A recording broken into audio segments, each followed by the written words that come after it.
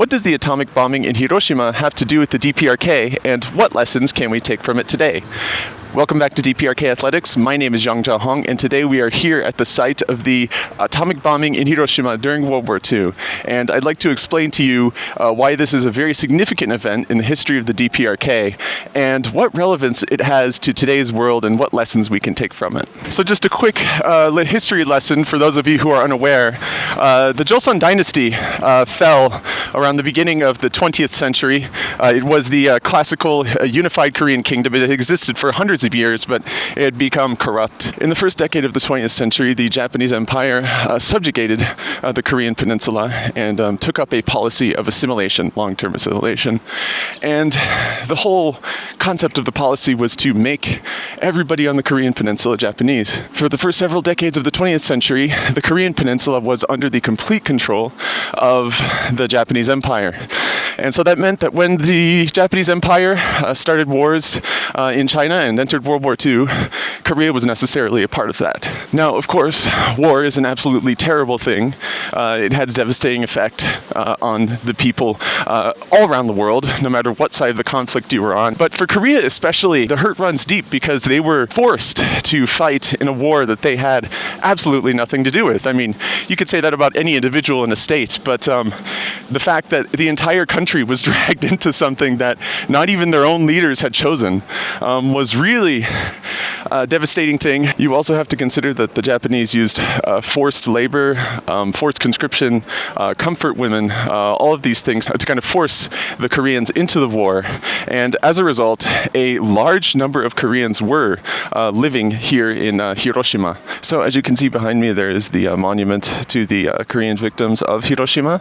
And it says that there were around 100,000 Koreans living here, of which 20,000 died. And this was erected by a ROK-affiliated organization of Koreans in Japan in 1970. It's a shame, but I do not believe that the DPRK government nor the Cheongryun, the DPRK-affiliated association of Koreans in Japan, has erected a similar monument. But that monument can stand for all Koreans at that time, as at that time Korea was not divided. So I just wanted to close out this video kind of offering some of my thoughts on this place and kind of why I filmed it. I really hope that this doesn't come across as disrespectful in any way. I mean, I know it's kind of a little bit weird filming around memorials, but I really do believe that as long as I am honoring the message that they're trying to send here, I think that they would be okay with me showing kind of these memorial backdrops, while I'm talking. And I'd like to state that even though I'm highlighting the suffering of the Koreans here, I'm definitely not an anti-Japanese person. This is definitely not any kind of statement of nationalism. Simply because this channel is about DPRK athletics, I wanted to focus a little bit on what it meant to the DPRK history. And I think when you kind of understand the situation of a place like this, you begin to understand a little bit better why a place like the DPRK exists. Why there's a place that's so closed off, that is so suspicious of the rest of the world, that is, just so isolated. It's because that there's been so many human tragedies that have led to its creation. I think that this is a really important part of the DPRK story, and this is a bigger part of what happened to the Koreans under the Japanese imperial occupation. Beyond that, it's a really important message, just to remember the victims of what happened here, and it's an important message and warning, not only for Japan or Korea, but for all of humanity, really about the horrors of war. I'll give a bit of a personal story. My grandfather on my father's side was a soldier in World War II.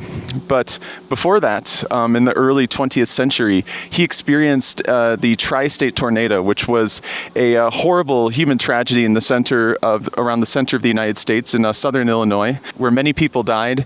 And it left a really big mark on his memory, because he remembered how people were carried away in bread trucks and just the horrible humanity and sadness of that event. And so when he was drafted into the army for World War II, he refused to work on any combat, to be an infantryman. He worked as an engineer, he built bridges. He felt that it just wouldn't be right to pick up a gun and shoot somebody. I only knew him for a brief moment at the beginning of my life. He passed away when I was around 11 years old, but he did give me a book entitled Hiroshima by John Hersey, who I believe was a Western journalist. And I read it some years after he passed away. And it was one of the most gruesome things I've ever read in my life. It really hit home just how awful the horrors of an atomic bomb, a nuclear bomb, or any war really could be. And I felt that that was kind of a message that he wanted to pass down to me, and how I can hopefully pass on to you, the viewer, today. If we look to today, it's a really complicated situation because DPRK has nuclear weapons. The ROK is pursuing nuclear weapons, and there are several countries, such as the United States, Russia, etc., who do hold nuclear weapons to this day. You just kind of have to hope that they will never be used again. Another thing to consider is that the DPRK is currently participating in the Russian war in Ukraine, which is a horrible thing. I'd like to make it clear that just because I cheer for the DPRK at football matches and I cheer on the wonderful young athletes of the country, it does not mean that I support that war in any way, or it does not mean that I support the government. I'm not a nationalist, I'm a humanist, and I do that because I really have an admiration for the culture, the people, and the strength that the athletes are showing, because I think that it is uniquely prodigious within the world. So that's why I support DPRK at these matches. It's really not a political statement at all. Although I think some people might get it misconstrued. And, it's a great way to connect with these people who don't connect with the broader outside world as much as they might want to. We live for such a short blip in time. We only live up to a maximum of 100 years, if you're lucky.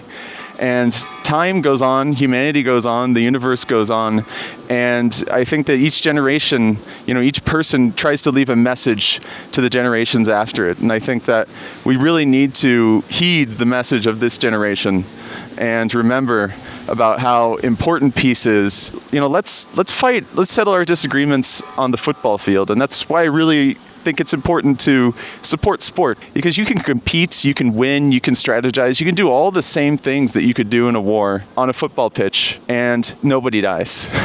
That's the thing. And there's no devastation, and life goes on, and everybody can live happily. And I think it's important to kind of channel all of that energy into the sporting arena, in a safe manner, rather than carrying it out on a real world battlefield. And, that might seem simple, that might seem naive, but I think it's really poignant, Anyway, thank you very much for watching. Peace. 아니의 K10쇼. 여기는 히로시마입니다.